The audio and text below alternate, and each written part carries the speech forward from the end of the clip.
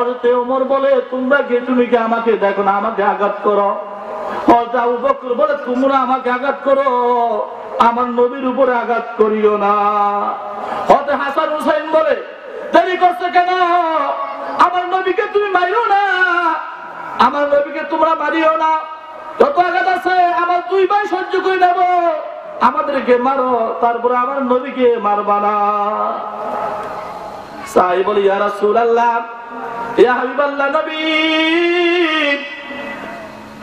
আমি যখন ছুরি আঘাত খেয়েছি তখন আমার শরীরে কোনো কাপড় ছিল না, কোনো জামা ছিল না।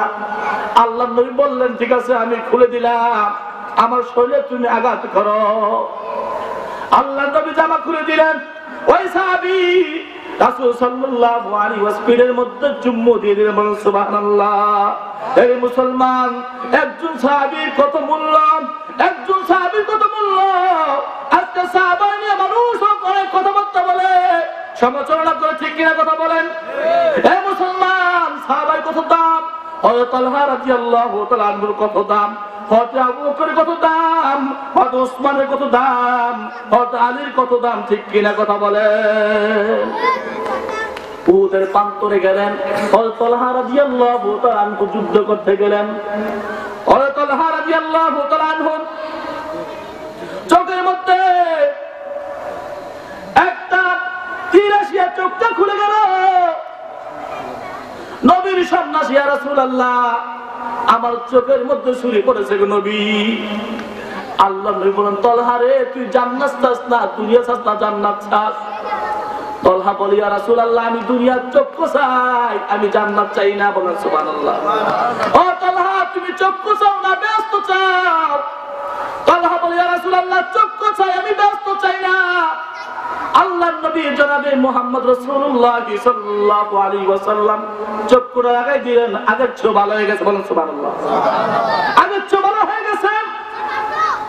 তালহা রাদিয়াল্লাহু তাআলা আনহু আবার যুদ্ধ করতে গেলেন। একদিন হঠাৎ করে নবীর সামনে পড়ে গেলেন। নবী জিজ্ঞাসা করলেন তালহা রে, ওদিন তোমার জিজ্ঞাসা করি নাই কেন তুমি চক্ষু চাইলা, জান্নাত চাইলা না, কারণটা কি? আজকে তোমাকে জিজ্ঞাসা করি, ওই দিন তুমি আমার কাছে গেছিলা, তুমি চক্ষু চাইলা, তুমি জান্নাত চাইলা না, কারণটা কি? ইয়া রাসূলুল্লাহ, ইয়া হাবিবাল্লাহ নবী, আমি চক্ষু চাই এই জন্য দুনিয়ার জমিনে কাফিরের বিরুদ্ধে যুদ্ধ করে আমি তালহা যুদ্ধ করে শহীদ হয়ে যায়, কাল কিয়ামতের ময়দানে আল্লাহ সুবহানাহু ওয়া তাআলা নিঃসন্দেহে আমাকে জান্নাত দিয়ে। বলেন সুবহানাল্লাহ। নারে তাকবীর, নারে তাকবীর। আল কোরআনের আলো, আল কোরআনের আলো, আল হাদিসের আলো। নারে তাকবীর। আপনারা আছেন? আমরা আছেন? দুঃখ লাগে, যেই বাগান রাসূল সাল্লাল্লাহু আলাইহি ওয়াসাল্লাম সাহাবায়ে কেরামকে অনেক হাদিস শোনাইছেন, সেই বাগান নাম আজকে বসি, ঠিক কিনা কথা বলেন? এটা অসম্ভবের কিছু আছে? জান্নাতের বাগান কি বাগান না? কথা বলেন। এটা জান্নাতের বাগান, চতুর্পাশে ফেরেশতা আছে, ক্যামেরা করতেছে। এই মুসলমান বড় বসে আছে কেন? আজকে বড় বসে আছে বিভিন্ন কথা কও, মজার কথা।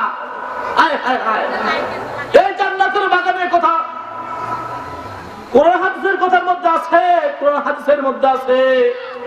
এ মুসলমান, আজকে আমরা যে কয়জন বইছি চতুর্পাশে ফেরেশতা আছে না নাই? ক্যামেরা করতেছে। কি করতেছে? ক্যামেরা করতেছে।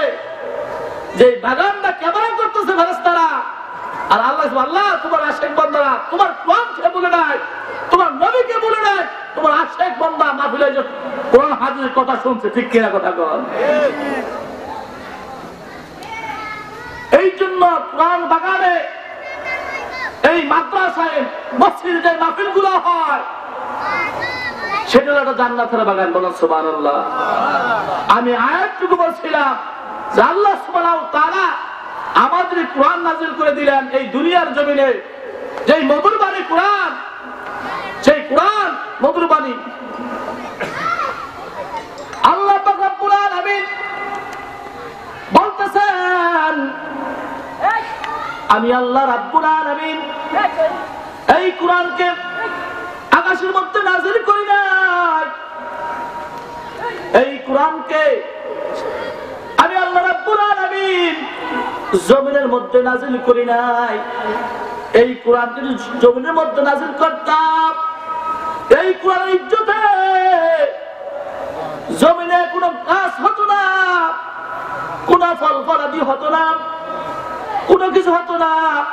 এই জন্য আমি আল্লাহ রাব্বুল আলামিন এই জমিনের মধ্যে কোরআনকে নাযিল করি নাই। বলেন সুবহানাল্লাহ। আমার আল্লাহ বলেন এই কোরআনকে আমি আল্লাহ রাব্বুল আলামিন এই পাহাড়ের মধ্যে নাযিল করতাম, এই কোরআন ইজ্জতে পাহাড় টুকরো টুকরো হয়ে যাইত, রাজা রাজা হয়ে যাইত। এই জন্য আমি আল্লাহ রাব্বুল আলামিন কোরআনকে পাহাড়ের মধ্যে নাযিল করি নাই।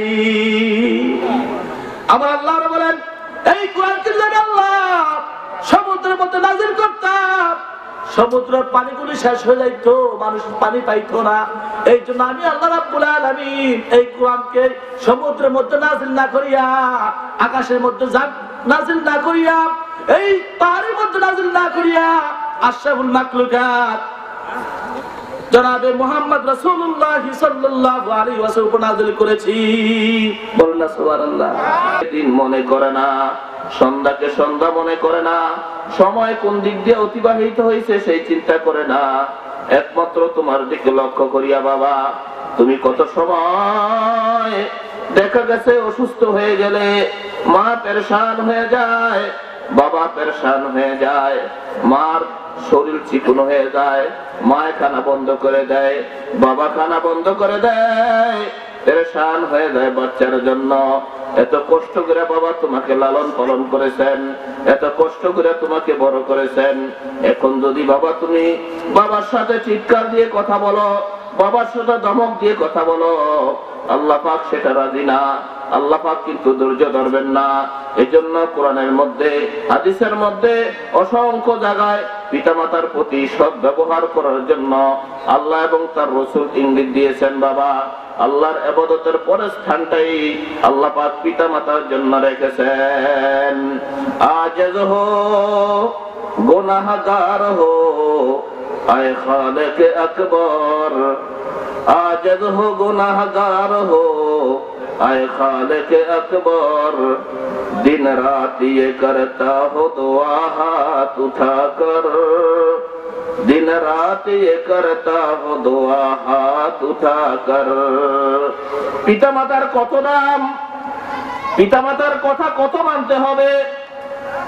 एक घटना निये आसेन इतिहास विद्वान, एक বিরাট আল্লাহর ওলি ছিলেন, ইবাদত করতে করতে কপাল কালো করে ফেলেছিলেন। 5 ওয়াক্ত নামাজ তো পড়তেন, নামাজের সাথে তাহাজ্জুদ নামাজও পড়তেন, নফলের পাবন্দি করতেন, তাহাজ্জুদের পাবন্দি করতেন, ইশরাকের পাবন্দি করতেন। কোন নফল নামাজ তার থেকে ছুটে না। আল্লাহওয়ালা নামে সবাই তাকে পরিচিত জানতো, এলাকার সবাই তাকে আল্লাহওয়ালা বলেই চিনতো, সমস্ত মানুষ তাকে আল্লাহ বলেই জানতো, আল্লাহওয়ালা বলেই তাকে চিনতো। সবাই তাকে পিসাব বলে ডাকতো, আবেদ বলে ডাকতো। হঠাৎ করে ওই আবেদ সাহেব একদিন নফল নামাজে দাঁড়িয়ে গেছে, নফল নামাজ পড়তেছে, একমাত্র খুব ধ্যানের সাথে নফল নামাজ পড়তেছে। হঠাৎ করে মা অসুস্থ, ঘরের মধ্যে শুয়ে আছে, ডাক দিয়ে বলতেছে, ও আব্দুল্লাহ আমার জন্য এক গ্লাস পানি দাও। মা একবার ডাক দিলেন, আব্দুল্লাহ খবরটা শুনলেন। আবার মা ডাক দিলেন, ও আব্দুল্লাহ, কলিজা ফাটে যায়, বাবা এক গ্লাস পানি দাও। আব্দুল্লাহ কথাটা শুনলেন, কিন্তু নামাজের মধ্যে থেকে আব্দুল্লাহ চিন্তা করতেছে, আমি তো আল্লাহর দেনে মগ্ন আছি, আমি তো আল্লাহর জন্য নামাজ পড়তেছি, মা আমাকে ডাক দিছে, এখন মার কথা শুনবো না নামাজের কথা শুনবো। চিন্তা ভাবনা করে নামাজটা ছাড়লেন না, মার ডাকে সাড়া দিলেন না। আল্লাহ পাক নারাজ হয়ে গেলেন, আল্লাহ পাক এই বান্দার কথা শুনলেন না, আল্লাহ পাক নারাজ হয়ে গেলেন। মা ডাক দেওয়ার পরে বান্দা নফল নামাজ ছাড়লেন না।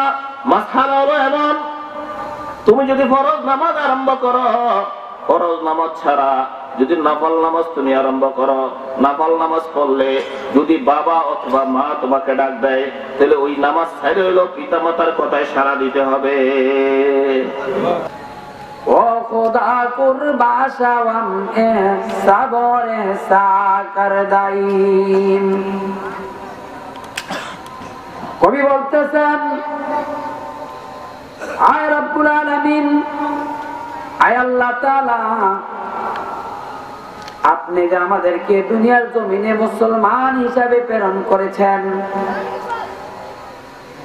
এই শুকরিয়া যদি আমরা আমাদের জীবনভর ইবাদত করতে করতে আমাদের জীবনটাকে দাসত্ব করতে করতে বিলীন করে দিই, তারপরও তোমার সে শুকরিয়া আদায় হবে না। তারপরও শুকরিয়া আদায় করতে হয়। আল্লাহ কোরআনে বলেছেন, লা ইন শাকারতুম লা আযীদান্নাকুম ওয়া লা ইন কাফারতুম ইন্না আযাবী লাশাদীদ। আল্লাহ কোরআনে বলেন, ও পৃথিবীর মানুষেরা, আমি তোমাদেরকে যাদেরকে দুনিয়ার জমিনে প্রেরণ করেছি, যাদেরকে দুনিয়ার জমিনে পাঠিয়েছি, তোমাদের সাথে অসংখ্য নিয়ামত তোমাদেরকে আমি দিয়েছি। আমার সেই নিয়ামতের যদি শুকরিয়া আদায় করো, আমি রব্বুল আলামিন তোমাদের জন্য আরো বেশি বেশি নিয়ামত বাড়িয়ে দিব। শুকরে নিয়ামত নিয়ামতাতে আফযুকুনা, শুকরে নিয়ামত নিয়ামতাতে আফযুকুনা, কুফরে নিয়ামত আজকাবাত বেরুকুনা, কুফরে নিয়ামত আজকাবাত বেরুকুনা। আল্লাহ বলেন, যদি আমার নিয়ামতের শুকরিয়া আদায় করো তাহলে তোমাদের নিয়ামত বাড়াই দিব, আর আমার নিয়ামত সাথে যদি কুফরি করো, অস্বীকার করো, বান্দারে জেনে রেখো, আমি তোমার থেকে নিয়ামত তো ছিনিয়ে নিবেই নেব। তোমার জন্য কাল কিয়ামতের মাঠে আমি কঠিন আযাবের ব্যবস্থা করে রেখেছি। ভাইরা আমার, ওইদিকে যাওয়ার বেশি সময় নেই।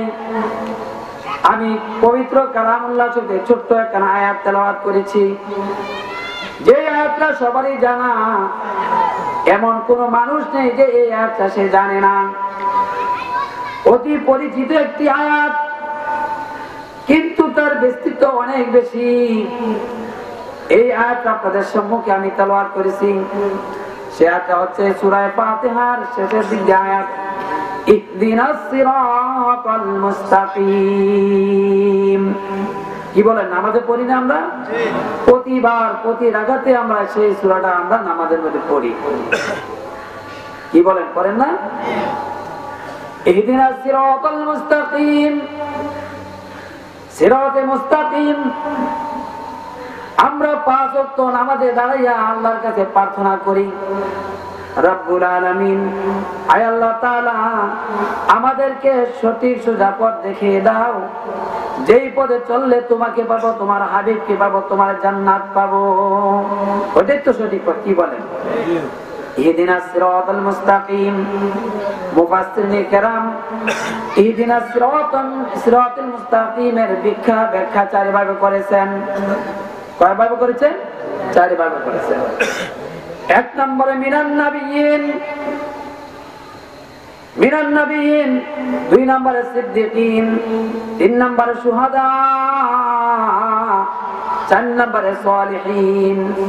এই 4টা তরিকা দেখাইতেছে। এ বান্দা, তোর এমন মনোভাব হবে আমি তুই ধরিস না, আমি আমার পুত্রকে ধইরা দিতেছি। এ বান্দা, তুই চলতেছ না, আমি আমার পুত্রকে চালাইতেছি। এক হাদিস শরীফ আছে, বান্দা যখন মাবুদকে ডাকতে ডাকতে ডাকতে ডাকতে ডাকতে ডাকতে মুশাহাদাত জগতে পৌঁছে যায়, বান্দা দুনিয়ার জমিনে বসে থাকে, এখানে পয়সা পয়সা বান্দা জান্নাতে ভ্রমণ করতে থাকে। বলেন সুবহানাল্লাহ। এক হাদিস শরীফ আছে, আল্লাহর পয়গম্বর বলেন, বান্দা চলতে চলতে চলতে চলতে যখন বান্দা বাংলাদেশ গরিবপুর মোহাম্মদপুরে বসে থাকে, বান্দা বসে বসে চক্ষু বন্ধ করে যখন বান্দা আরশে আজিমে চলতে থাকে, আল্লাহ তাআলার আরশে আজিমের নিচে বান্দা জান্নাতুন নাঈমের ভিতরে চলতে থাকে, বান্দা আল্লাহ তাআলা বলে, বান্দা রে, এখন তুই চলতে হবে না, আমি আল্লাহ তাআলা তোরে চালাই দিব। মানুষের প্লেনের মাধ্যমে, বিমানের মাধ্যমে সৌদি আরবে যায়, বান্দা তুই বিমানের মাধ্যমে সৌদি আরব যাওয়া লাগবে না, তুই চক্ষু বন্ধ করবি, আমি 1 মিনিটের ভিতরে তোকে আমি সৌদি আরবে আমার কাবার শুধু চতুর্পাশে তোকে আমি পৌঁছাই দিব, বলেন সুবহানাল্লাহ। বাংলাদেশে এমন বহুত আল্লাহর ওলি জন্মগ্রহণ হয়েছে, পীর ফকির জুলফিকার রহমাতুল্লাহ আলাইহি।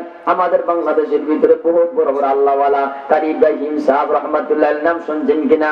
কারি ইব্রাহিম সাহেব রহমাতুল্লাহ আলাইহি আল্লাহ বান্দা যখন মাবুদের জিকির করতেন জঙ্গলের ভিতরে বসে বসে, চতুর্পাশে হিংস্র প্রাণীরা ওনার সঙ্গে মাবুদের জিকির করতেন, বলেন সুবহানাল্লাহ।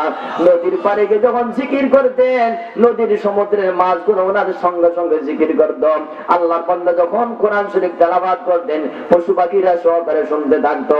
আজকে তাকায় দেখো, উজানির জমিনে লক্ষ কোটি কোটি মানুষ যখন যায়, সেখানে গিয়ে দরবারে গিয়ে আল্লাহ পাকের জিকির করে একটা স্বাদ অনুভব হয়। কারণ কি, সেই জমিনের ভিতরে আল্লাহ ওয়ালা ঘুমায় আছে, যার জীবনে শুধু বলছে লা ইলাহা ইল্লাল্লাহ, লা ইলাহা লা ইলাহা ইল্লাল্লাহ মুহাম্মাদুর রাসূলুল্লাহ।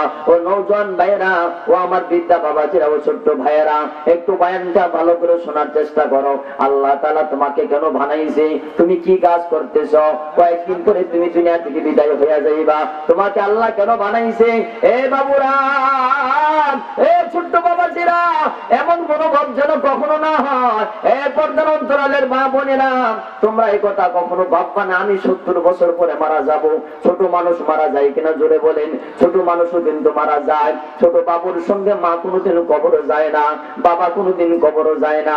এ বাবুর এই ছোট্ট ছোট্ট বাচ্চা কিন্তু কবরে দাফন করা হয়। জয়নুল আবদিন রহমাতুল্লাহ আলাইহি হারায়া আমার আল্লাহ তাআলা বলে, বান্দা দুনিয়ার সব মানুষটাকে হারাইতে পারে, আমি বান্দা তোর থেকে এখন হারাই নাই। বান্দা তুই আমার দিকে তাকায় দেখ, কয়েকদিন তুই মাবুদকে মাবুদ বলে ডাক দিয়ে দেখ, আমি এখনো তোর দুইটা ঠোঁটের দিকে তাকায় আছি।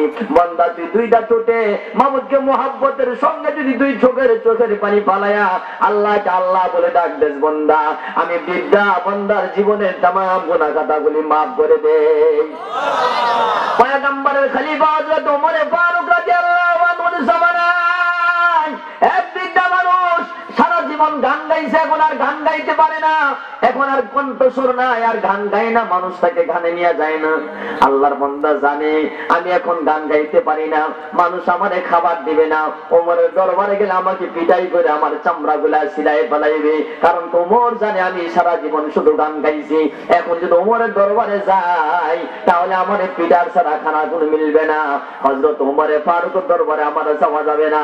আল্লাহ বান্দা বিদ্যা মানুষ দৌড়ায়া জান্নাতুল বাকিতে একটা